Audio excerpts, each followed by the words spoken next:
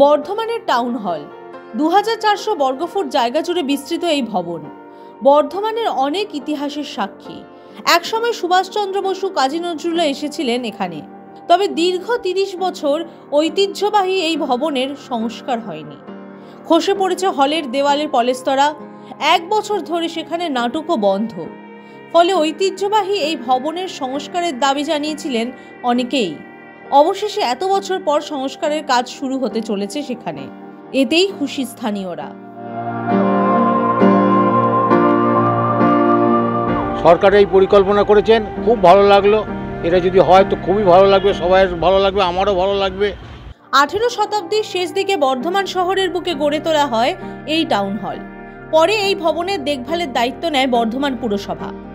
1994 সালে শেষবারের মতো টাউন হলের সংস্কার হলেও পরে দীর্ঘদিন সংস্কার হয়নি। ফলে এখন টাউন হলের অবস্থা খুবই শোচনীয় হয়ে পড়ে আছে। রোজ সকাল বিকেল টাউন হল চত্বরে মানুষের ভিড় জমলেও ভিতরে ঢোকার অনুমতি নেই। নিশ্চয়ই এটা খুব জরুরি দরকার। অনেক দিন ধরেই শুনছি সৌন্দর্যায়ন চলবে, কিন্তু এখনো পর্যন্ত হয়নি। শুনেছিলাম যে এই বিল্ডিংটাকে পুরো রিনোভেট করে তার জন্য টাকা অলরেডি স্যাংশন হয়ে গেছে। কাজের যত সত্তর হয় ততই ভালো। স্টেজ অনেক দিনের পুরনো, সেগুলো পাল্টে দিলে এবং সৌন্দর্যায়ন আরও ভালোভাবে করলে ভেতর বাইরে আরও বেশি সুন্দরতর হবে। স্থানীয়রা জানিয়েছেন 2023 সালের পর থেকে কোনো নাটকেই টাউন হলে মঞ্চস্থ হয়নি। দুর্ঘটনা এড়াতেই 1 বছর ধরে টাউন হলে থিয়েটার বন্ধ রেখেছিল পুরসভা। ফলে সংস্কৃতি চর্চাও বন্ধ হয়ে যায়। এতে অনেকটাই ক্ষতি পোহাতে হয়েছে বর্ধমান শহরের মানুষকে। আমরা চাই আরও সুন্দর করে সাজানো হোক, সকলে দেখে যেন প্রশংসা করে। টাউন হল যেমন ছিল তার থেকে যেন আরও ঝলমলে হয়। টাউন হল সংস্কার নিয়ে বর্ধমান পুরসভা চেয়ারম্যান পরেশ সরকার জানিয়েছেন, খুব শিগগিরই টাউন হলে কাজ শুরু হবে।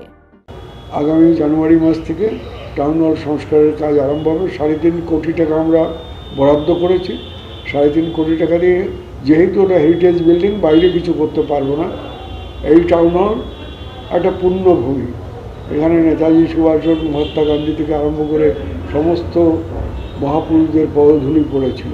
তাই ভেতরটা আমরা sitting arrangement, stage, green room, toilet, guest room সব কিছু নতুনভাবে আমরা সাজিয়ে করছি 3-4 কোটি টাকা খরচ করে।